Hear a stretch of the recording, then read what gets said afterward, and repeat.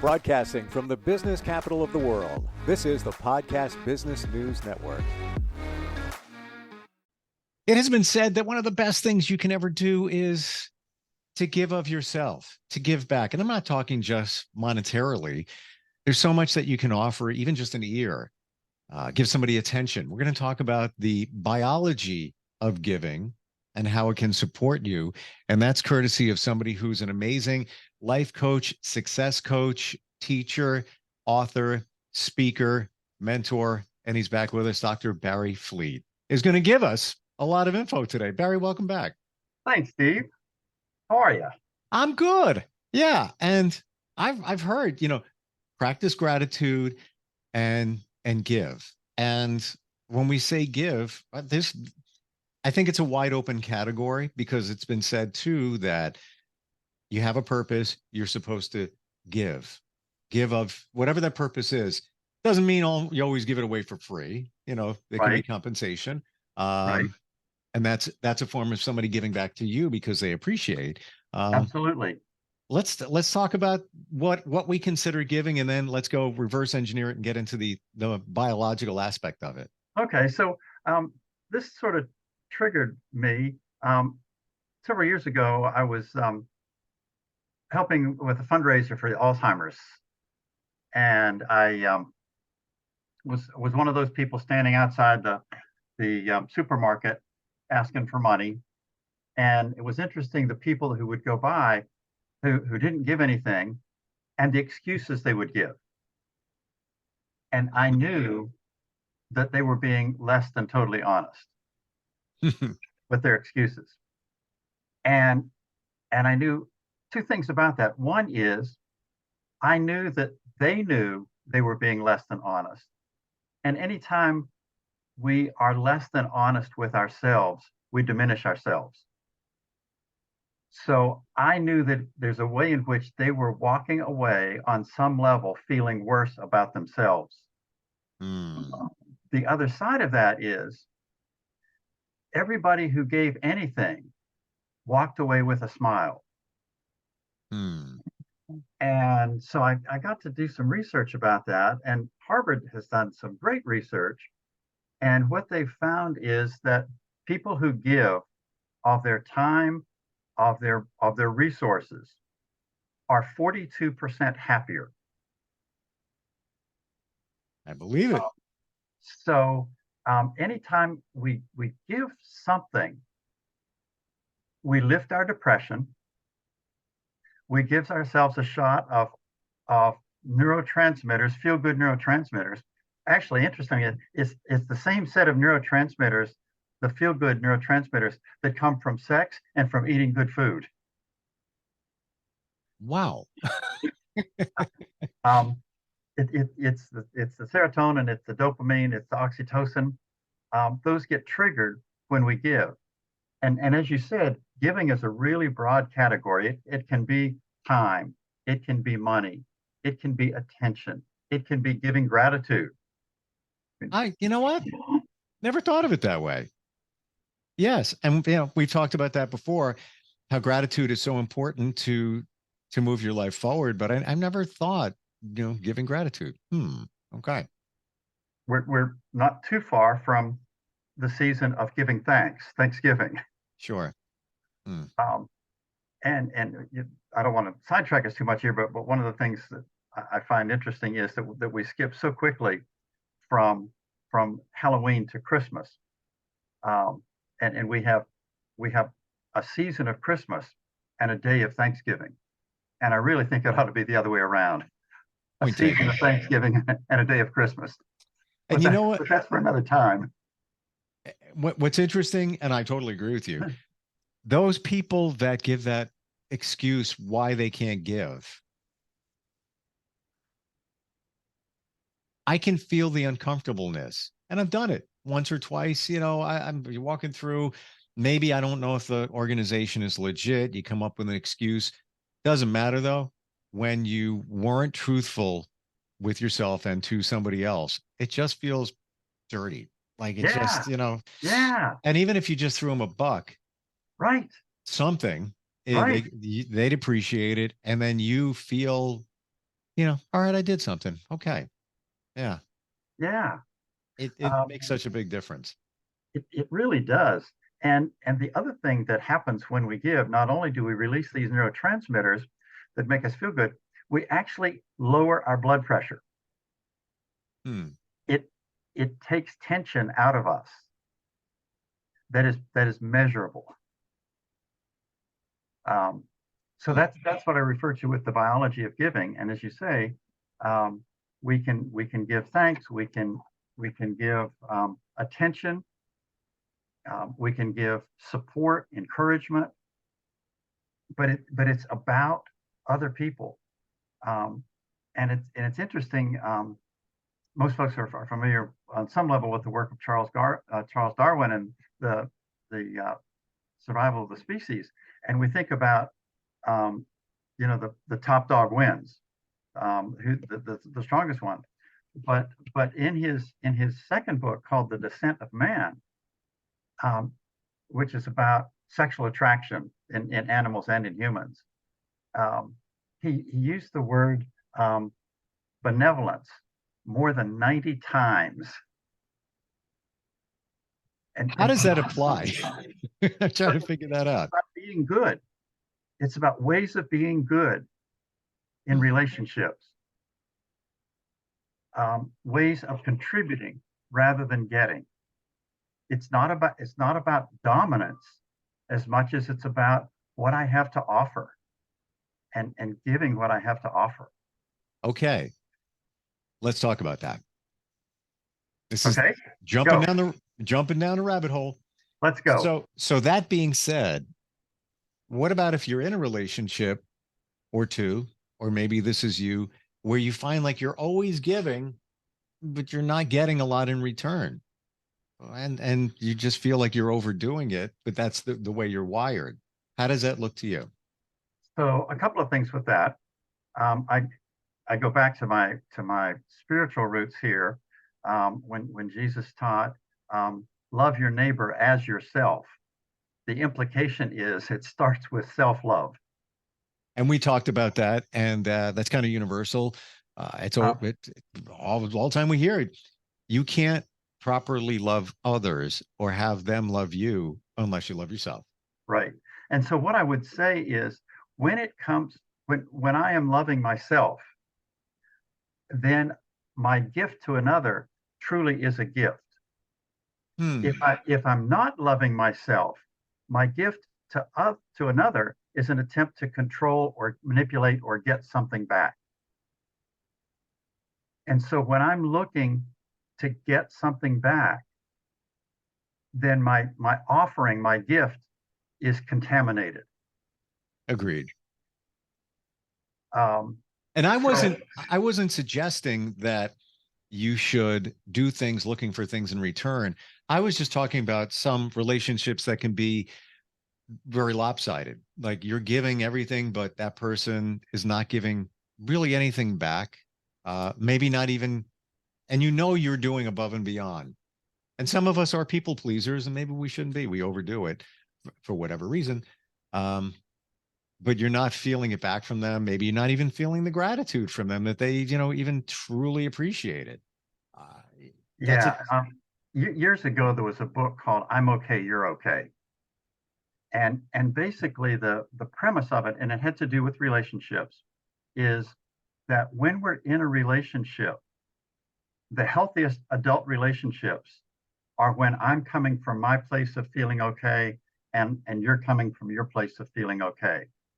There are times when I'm not okay and my partner is is coming from the place of like the parent child. Um, hmm. and sometimes it goes the other way around. Sometimes I'll come home and I'll say I've had a bad day, and she says, "Oh, that's too bad. You know, sit on the couch. Let me take off your shoes. Let me fix supper. You just sit here and veg out, and I'll take care of everything." Sometimes it's the other way around. But for a relationship to be healthy, it needs the balance that you're talking about. The majority of the transactions, the majority of the interactions there needs to be a balance there, equality. And you'll know it when it is. Absolutely. Yeah.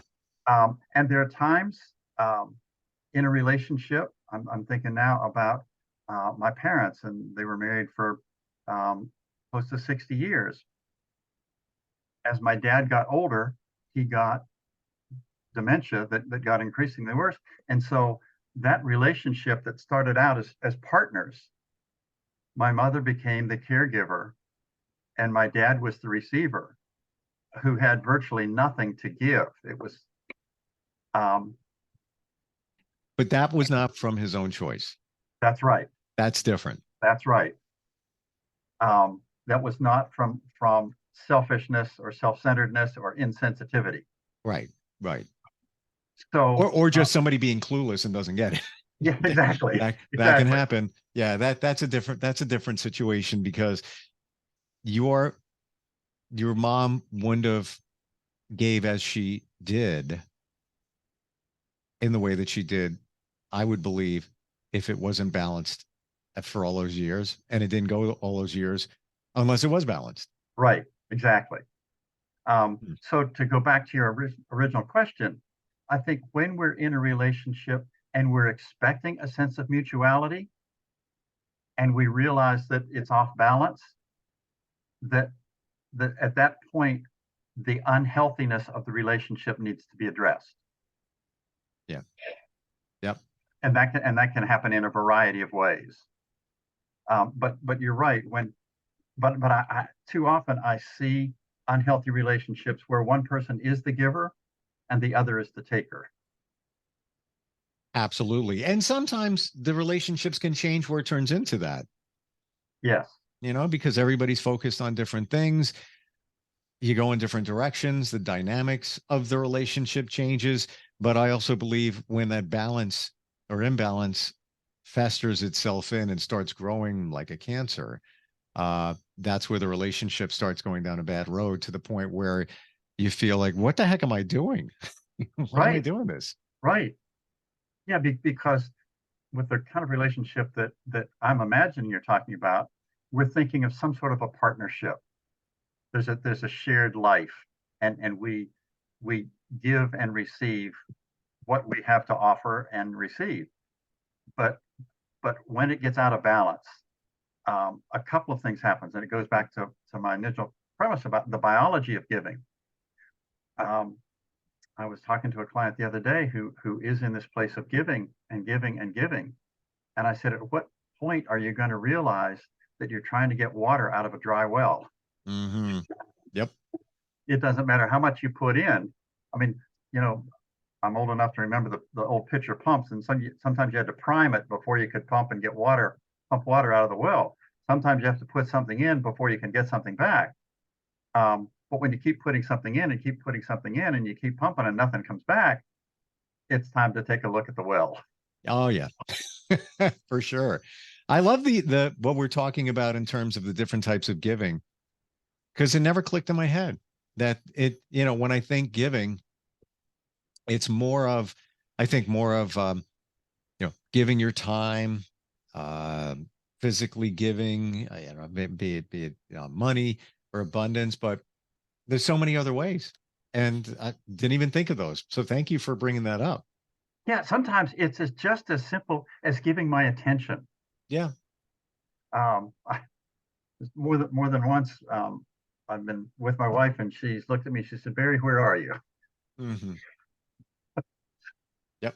Because I had stopped giving attention. I was wherever my mind was. It wasn't in the present moment with her, um, and that's a sense of disconnectedness.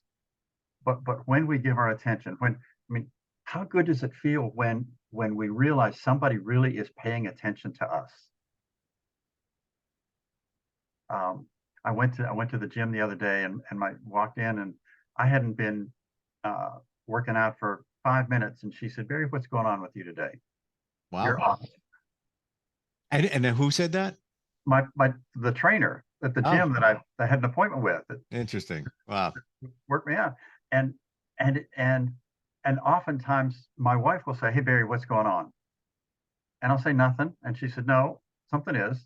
And then I'll stop and I realize, oh yeah, there is something playing in the back of my mind. but it's so endearing when somebody is paying enough attention to realize something is going on with me.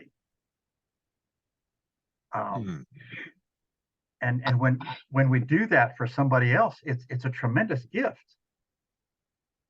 I've got a visual now of you should always be looking for ways to give.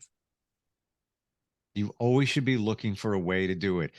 And my example is, and I think I'm that person. I'm always, what can I do? What can I do for you? What can I do? Yep. And not that, I'm a pushover or I need acceptance. It just, if I got something, I'm giving it to you. And somebody emailed me yesterday and she was looking for somebody to do some voice work on an audiobook. And, we're just talking about things like that. And I know what she does. She has a nonprofit, so I'm going to help them out. But I started ideas pop in my head all the time. So I had to give her an idea. I think this is, great, great idea.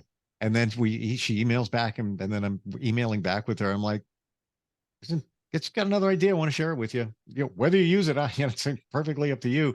But I feel that I was given that gift of an idea or this that comes up with them. And they're not random. They're very specific. And I don't even know if she thought about it.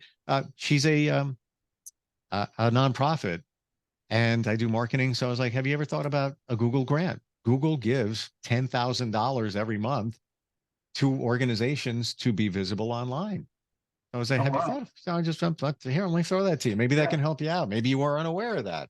And So think about how good it felt to you to be able to do that. it's almost the same way as you pass the table at the grocery store and somebody's asking for money for whatever the reason it may be. And you don't do it, but you could have. Right. So if I didn't share the idea for a moment there, I'd be like, I probably should have. What did it take? Done. Yeah. So I feel that if you can give, you should just give, no matter what. And one of the hardest things to give is forgiveness. Hmm. Um, but when we can forgive, um, it it's I have found it's a hard thing to do to come to that place. Oh yeah. Um, but when we don't, it's like that old adage of me drinking poison so the other person will die. You know. It's Um, funny. There is somebody that I should be forgiving in my life, and I'm gonna share it. So looking for password underneath this piece of broadcast equipment, and I wrote this down, and it's kind of the law of the universe, what you should say to forgive somebody. And this goes back to, oh, look at that, August 19th. So essentially a year ago. And it is, I love you and forgive you and release you. And I wrote it down and you were talking about it today. And I believe there's a reason for everything. And I literally just found it because I know I throw passwords underneath that thing. And this piece of paper was there with that yeah. on it. And I was like, why did I write that? Oh, and I think it was for the same individual that habitually does things that aren't good, Hmm. and should be forgiven only for myself. Right. Right. It's their issue is their issue. So maybe I should start repeating that phrase and just mentally send it off like that to the universe. There you go, I, like a balloon. I think that's a great gift for yourself. Agreed. Not an easy one. Not an easy one. Not Right. an easy one. Right. You're not condoning. You're just You're not. purging, releasing for Nope. yourself. You're not saying it was okay. You're not diminishing the hurt that you felt. But what you're saying is, I'm not going to continue to allow that event, that person to control how I feel today. Right. Right. Because I'm, you I'm you let, are, like you just said, drink the poison. They could be off riding into the sunset, fantastic, happy, whatever. You're angry. Again, hypothetically, whatever it might be, the situation, but you're allowing it to happen. You're allowing them to get under your skin. and I'm recreating it. Yeah. Day after every time I bring it up, I'm recreating it and victimizing myself again. Yeah, absolutely. Yep. And there's many different ways. If you want to even run deeper on the forgiving, there's something called cut the cord. I don't know if you're familiar with that from energetically. If you Right. believe that everything is energy, there we have cords, imaginary cords, but real in terms of energy attached to everything. And in a lifetime, if they were real, you'd be like all tied up in all the cords because there's so many that we have relationships and connections to. But maybe you need to sever the connection with somebody. And as I understand it, the way you can do it a number of different ways. It can be through somebody who does energy healing. Yeah. There are cord cutting meditations online, YouTube, just look them up. And some of them are 5 minutes, some of them are, 50 minutes, whatever it might be. It's just one way to do it. Hypnotherapy. I've had that before for forgiveness. Yes. Um, one of the analogies that I sometimes use is like when somebody will say, "Well, they just know how to push my buttons." Yeah, you let them. Well, Right? it's like the neighbor kid that pushes the doorbell and then runs and hides in the bushes, and you go and there's nobody there, Yeah. and they keep doing it. But if you disconnect the wire, they can push the button all day long, Right. and Yeah. nothing's going to happen. Yeah. And that So cutting the cord, cutting the power, kind of what it whatever it is. takes to do that, Yeah. so that we get control back of our life. We give ourselves control again instead of and here's a place where giving can be harmful, and that's when we give away our power. I think that's the one place we need to be really clear about always claiming our power so that what I give comes from a place of strength rather than control, manipulation, fear, Hmm. whatever. Yeah. That's a big one. That's a big one. And it could be, so I talked to somebody I'm very close to a little while ago, like literally 40 minutes ago. She's going to be quitting her job tomorrow. She's only been there about 3 months, and it is just wearing her down. She can't do it. Yes, she needs the income. It's impacting her life horribly. Um, and I said, you're allowing them to do that because it doesn't serve you. It's not a good fit for both of you. You've done everything, you've tried everything. The management isn't good, the training isn't good. To the point where they say, you have a question, don't ask anybody. I'm not making that up. That's what they said. So where do you go with that? So you've given it your all, and she even cries. I'm like, don't. You're allowing them. You're allowing that job to do it. There, and before you can find the other one, get rid of that one. Your job Yeah, now is to find a job. There you go. right, I help you with your resume. Let's get it. Let's get it going and move it forward. right. But again, it's like you're saying, you're giving up. She gave up her power. We can't do that. Yeah, yeah. And speaking of power and energy, one of the things that I help people do is to create an energy bubble around ourselves, Sort of like a um, force field. sort of like a force field. So when I walk into an environment that is full of negative energy, I'm I'm in the bubble of the force field, and that negative energy doesn't penetrate the force field Hmm. because I know that I'm in a solid place. And so it can be there, but I can move through it without absorbing it. I love that. It's almost about your intent. If you have that intent, if you believe it is true, if you believe it is true. You believe you have a force field around you. Nothing's getting in here. Nothing's. My friend has done radio for years in Connecticut, and he did an experiment once, probably about 10 years ago. Went out in public and smiled, just like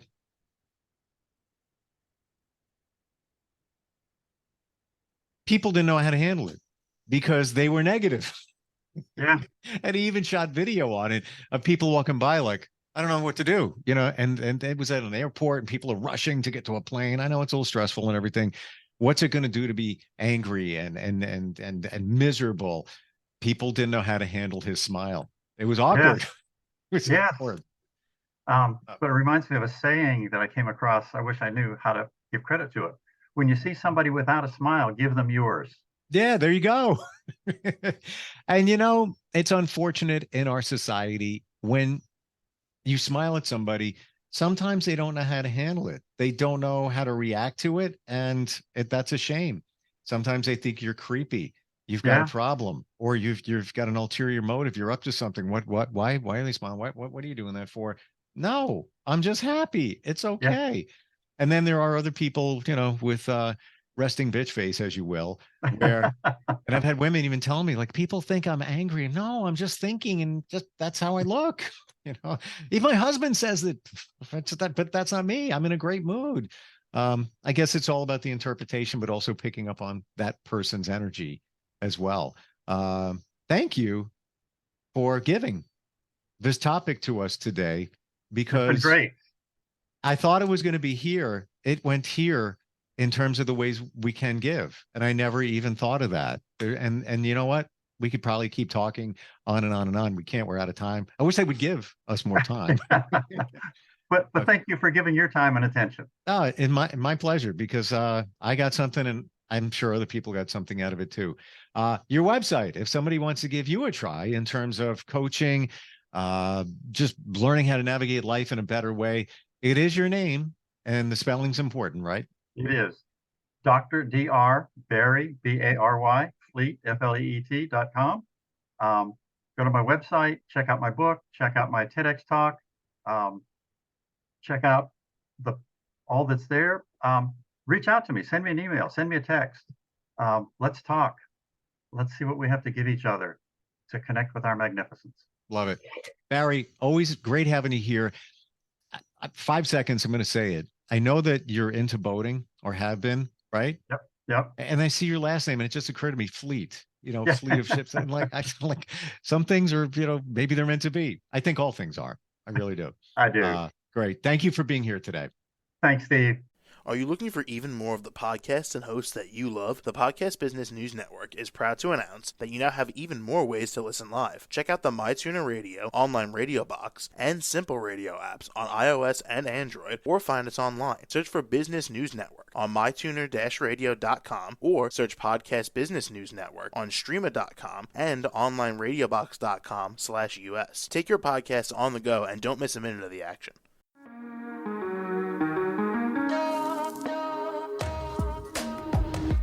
Broadcasting from the business capital of the world, this is the Podcast Business News Network.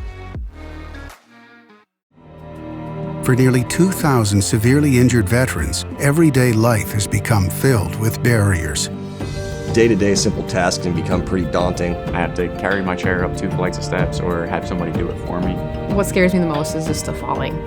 When I'm struggling with my house, I think, to have that one great barrier just knocked down, it's crucial. Home for Our Troops is a wonderful nonprofit that builds a mortgage-free, fully adaptive, handicap-accessible house. And there's no catch. It'll be our very first home that we've ever owned. This is a game changer. This is where your life begins again. We need you to join us in completing this important mission. Please visit hfotusa.org and help build homes and rebuild lives. Because of you, everything's going to be okay.